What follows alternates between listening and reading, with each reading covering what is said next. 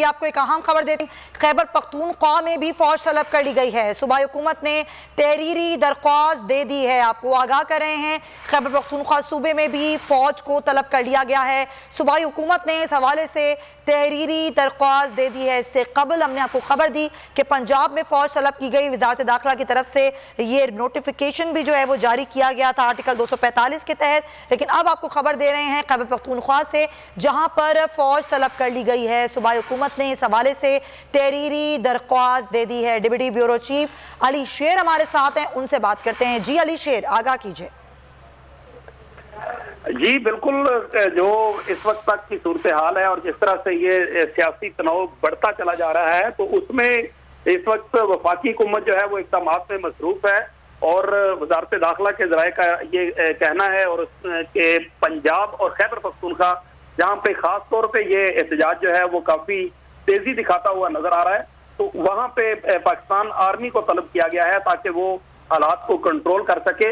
इस वक्त तक की जो इम्पोर्टेंट खबर है वो ये कि जो खुसूसन दोनों सूबे हैं उनमें पाकिस्तान के हवाले से वफाकी हुकूमत ने फैसला किया है। जो वजारत दाखिला है उसकी तरफ से ये दरखास्त की गई थी और जो सूबाई निगरान, ठीक है, हमारे साथ ही रहिए। अली शेर हमें बता रहे हैं कि पीके में भी फौज को तलब किया गया है। एक दरख्वास्त सूबाई हुकूमत ने तहरीरी तौर पर ये दे दी है। सूबाई हुकूमत की तरफ से तहरीरी दरख्वास्त दी गई है सूबा खैबर पख्तूनख्वा, जहाँ पर अब फौज को तलब कर लिया गया है।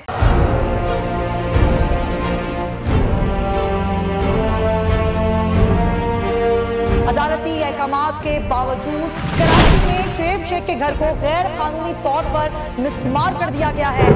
बोल के खिलाफ इंतकामी कार्रवाइयों में तेजी।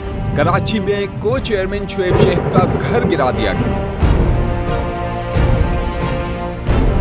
बोल के खिलाफ इंतकामी कार्रवाइयों का सिलसिला जारी है। सिंध हुकूमत की अदालती अहकामात की खिलाफ वर्जी। सिंध हाई कोर्ट का स्टे ऑर्डर नजरअंदाज।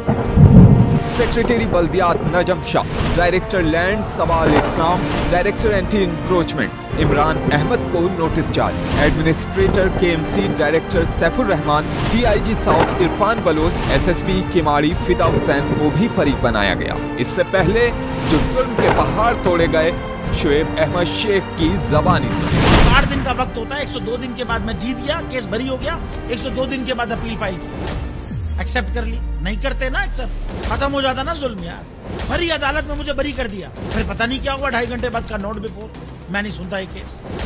खड़े रहते अपने फैसले पे, मिट जाता जुल्म। अल्लाह ताला ने बिठाया इस कुर्सी, इन कुर्सियों पे इनको यार, ये अल्लाह ताला की तरफ से फैसले करने हैं।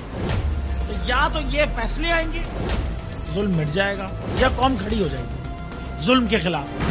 हर मुश्किल के बावजूद बोल हकीकी सहाफत करता रहेगा।